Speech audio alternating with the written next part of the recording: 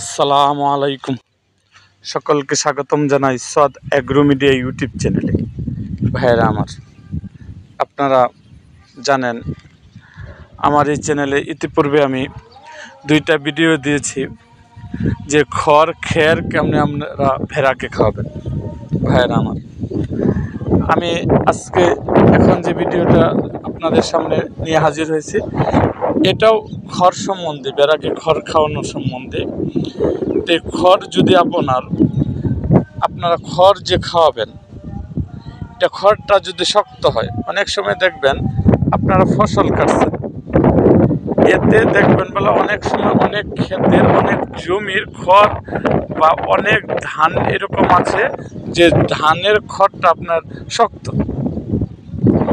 যে ধানের খড় যদি শক্ত হয়, তাহলে আপনারা এই খড়টা আপনারা ভেড়াকে কেমন করে খাওয়াবেন। ভাইয়েরা আমার, ধানের খড় যদি শক্ত হয়, তাহলে সামান্য পানি ছিটিয়ে ভিজিয়ে রাখুন 30 থেকে 40 মিনিট।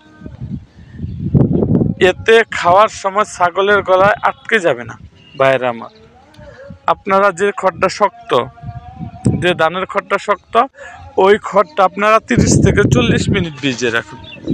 তারপরে আপনারা আপনার ভেড়া বা ছাগলকে খেতে দিন।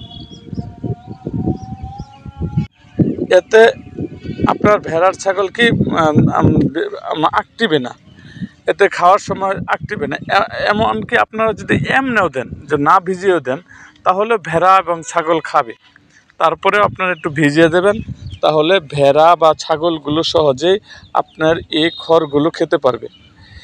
এবং আপনারা যারা এই খড় খাওয়াবেন, তারা অনায়াসে বাড়িতে রেখেও ভেড়া ছাগলগুলা পালন করতে পারবেন। এবং অনেক যারা বড় বড় খামারি আছে, যেমন যাদের মনে করবেন 30 থেকে 40টা ছাগল বা ভেড়া, তারা অনেকেই এই ভেড়া খড় দিয়ে পালন করে। এবং আপনারাও ইচ্ছা করলে পালন করতে পারবেন, এবং আপনারা পালন করতে পারবেন খড় দিয়ে, যেহেতু খড় সহজলভ্য। যারা ধান আবাদ করেন, অনেক সময় অনেক খড় আপনারা ফেলে দেন, ফেলে না দিয়ে এই খড় আপনারা খাওয়াতে পারবেন। সো আজ এই পর্যন্তই, আমার দেখা হবে অন্য কোনো ভিডিওতে।